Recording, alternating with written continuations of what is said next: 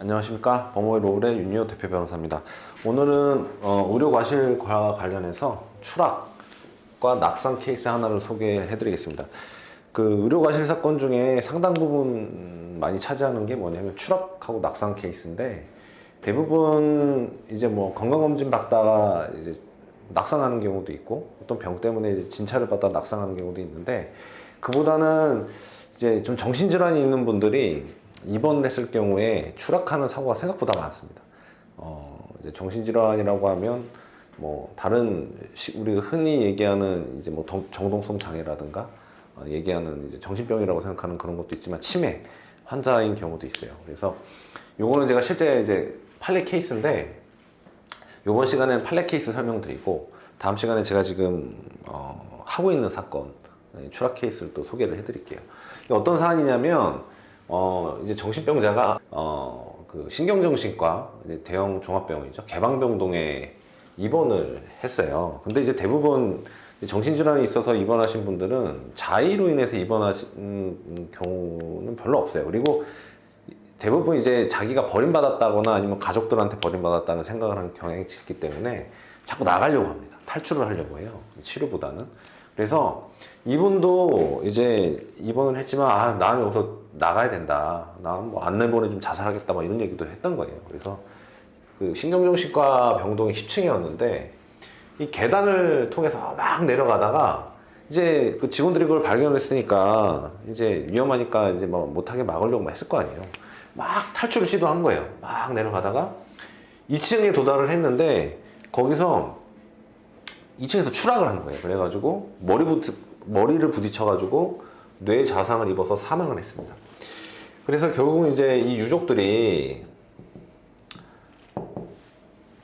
이 사람이 정신병이 있는데 제대로 관리를 못했다는 이유로 이 병원을 상대로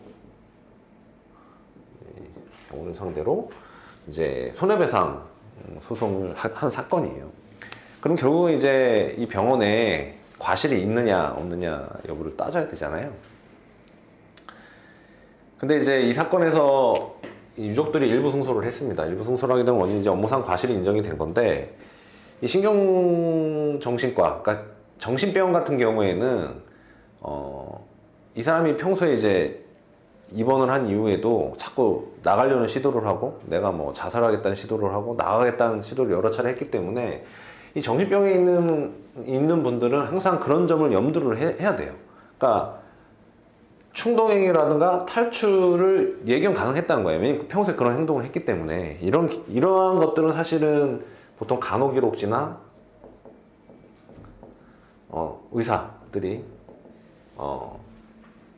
기록하는 기록지, 의무기록에 보면 대부분 이 환자의 행동들이 언제는 뭐 했고 언제는 뭐 했고 언제는 뭐 했고 이런 기록들이 다 나오거든요. 그런 걸 보면 평소에 이 사람이 어떤 말을 했고 어떤 행동을 했다가 대충 알 수 있습니다.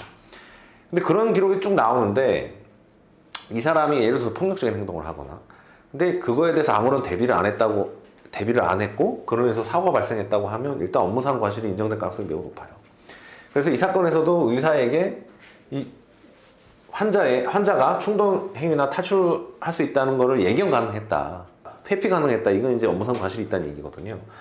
예견 가능했기 때문에 거기에 경비원이나 아니면 간호사나 직원들을 통해서 이 사람이 탈출을 하면 위험하잖아요.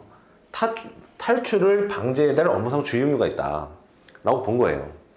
그래서 의사한테 과실이 있잖아요. 이 업무상 주의 의무와 이걸 다 했으면 이 사람이 탈출을 안 했을 것이고 추락을 안 했을 것이잖아요. 왜냐면 거기 병동 자체가 높잖아요. 10층이잖아요. 1층이면 사실 이런 일이 안 생겼겠죠. 10층이잖아요. 높잖아요. 근데 이 정신병자가 탈출했다가 위험하잖아요. 누가 보더라도 이 사람이 무슨 행동을 할지 어떻게 알아요.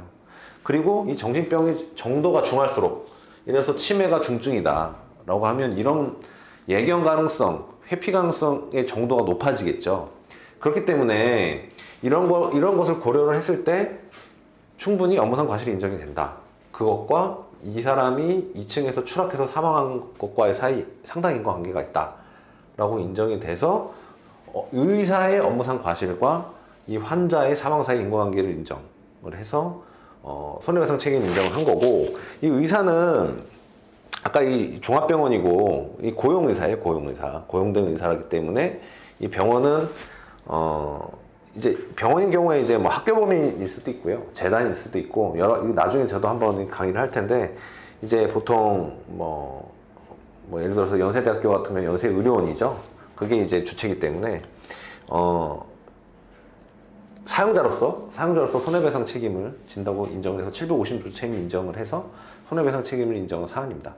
그래서 제가 좀 말씀드리고 싶은 거는 이제 자기 가족이나 자기 이제 친인척 환자 중에 정신질환을 앓고 있는 분이 병원의 관리 소홀로 인해 가지고 크게 다치거나 사망을 하게 된 경우에는 병원 측 책임이 있을 가능성이 매우 크기 때문에 이런 사건이 발생을 하시면 그렇지 않습니까? 제대로 관리를 해야 되기 때문에 법률 전문가의 조언을 얻으셔가지고 이거를 어떻게 크게 다치면 누군가는 이걸 책임을 져야 되는 상황이 있을 수 있잖아요. 이건 제가 민사적인 것만 설명을 드렸지만 형사적인 것도 문제가 될 수 있어요.